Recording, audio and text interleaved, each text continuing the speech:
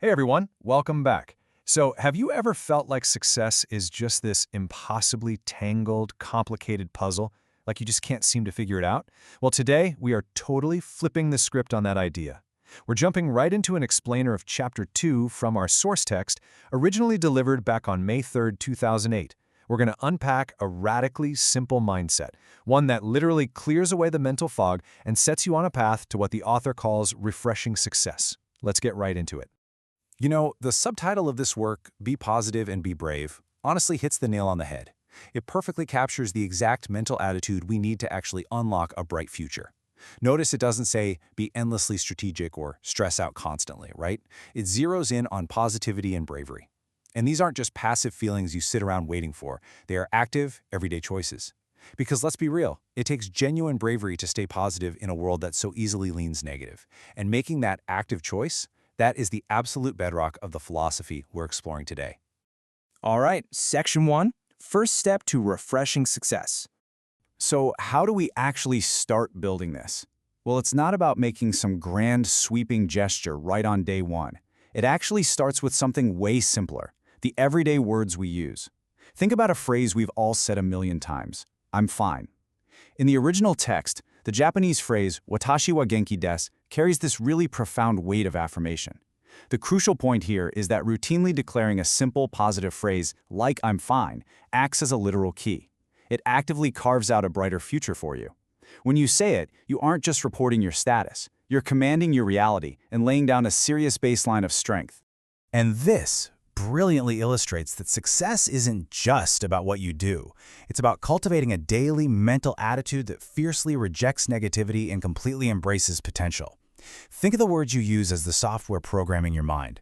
If you're constantly feeding your brain words of defeat, well, your mental attitude is going to naturally slouch right into failure.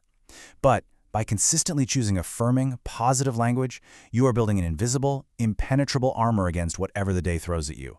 You're literally shaping the lens through which you see the world's opportunities. Moving on to Section 2, the courage to discard and simple thinking. Okay, we all know adult life gets pretty complex. As we gain knowledge, rack up life experiences, and face our share of failures, we naturally tend to overcomplicate things. We start anticipating every tiny thing that could possibly go wrong. Basically, we get caught in a mental spider web. It's a sticky, restrictive trap of complex thoughts and endless overthinking. And that is exactly why we absolutely must develop the courage to discard all those excess thoughts and just embrace simplicity. We have to take scissors to the web. It's about making a clean break and saying, you know what? I am not going to entertain 100 negative what-ifs today. I want you to really pause and reflect on this for a second. Have you let your own mind get caught up in these webs of overthinking? Are you trapped in a sticky situation that you kind of created yourself? And if so, can you find the bravery to just sweep it all away?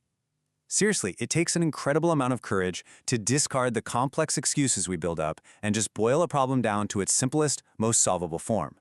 Which brings us to Section 3, Making Difficulties Polishing Materials. Now look, simplifying your thoughts doesn't mean life suddenly becomes a walk in the park. Life is going to have hurdles, no doubt about it. When inevitable failures or difficulties hit, it is completely natural to feel down. But here is the trap, allowing those hardships to mutate into a long-lasting inferiority complex that just paralyzes you. An inferiority complex is like dragging a heavy anchor. It takes a temporary situational setback and turns it into a permanent judgment about your self-worth. It whispers that because you failed once, you are a failure. And we have to actively, aggressively reject that narrative. So how exactly do we reject it? Well, first, instead of playing the victim, you've got to use courage to tackle those difficulties head-on. Second, you make a mental pivot. You actively reframe them positively. And third, this is where the real magic happens. You use the difficulty itself as the abrasive material you need to polish and refine your character. Think of a rough stone. It doesn't become a beautifully polished gem by just sitting on a soft velvet cushion, right? It becomes a gem through friction, through being ground against harsh, abrasive surfaces. Your hardships are your polishing materials. They aren't there to break you. They're there to reveal your brilliance. Let's dive into Section 4, Person of Light, and the idea of self-generation. This brings us to the ultimate transformation, the absolute pinnacle of this entire empowering mindset. Once you've cleared out those mental spiderwebs and actually learned to use hardship to polish your character, what do you become? You become what the text calls a person of light. Rather than sitting around waiting for someone else to motivate you, praise you, or give you permission to succeed, you become a self-generating powerhouse. It's like you're your own independent power grid. You are lighting your own inner fire and radiating positive imagery to everyone around you without relying on anyone else to plug you in. You're not just reflecting light anymore, you are generating it. A person of light walks into a room full of overthinkers and pessimists and immediately elevates the whole frequency just by having a self-sustaining, positive mental attitude. So, the absolute fastest shortcut to this kind of refreshing success is to immediately stop making excuses about why you can't do something. That is step one. From there, you cut away those complex, tangled spider webs of overthinking. You face your difficulties not as tragedies, but as real chances to grow and polish yourself. And finally, you generate your own positive energy, relying entirely on your own inner light. Honestly, when you string these actions together, success stops being some complicated maze. It becomes a clear, straight path. So I'm going to leave you with this final provocative thought to take away from today's explainer. What specific excuse are you finally going to drop right now, today, so you can become your own source of light? Really think about it.